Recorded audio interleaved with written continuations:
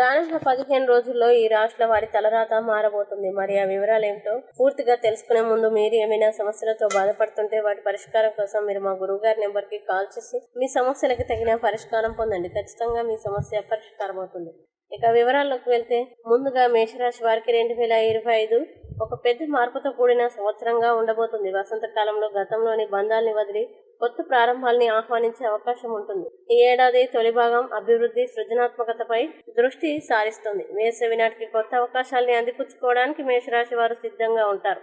ఈ సంవత్సరం వివిధ రకాల మార్పులు ఎదురవుతాయి కాబట్టి ఆలోచనాత్మకమైన నిర్ణయాలు తీసుకోవడం మంచిది. అలాగే సింహరాశి, ఈ రాశి వారికి ఆర్థికంగా శ్రేయస్సును అందిస్తుందని అంచనా వేశారు. వారి తెలివైన నిర్ణయాలు, పెట్టుబడులు విజయవంతమై కెరీర్ లో పురోగతికి దారితీస్తాయి. జూన్ నెలలో మార్స్ మీ రాశిలోకి ప్రవేశించడంతో సంవత్సరంలో మొదటి భాగం సంబంధాల్ని బలోపేతం చేసుకోవడం, లక్ష్యాలకు పునాది వేయడంపై ఉంటుంది.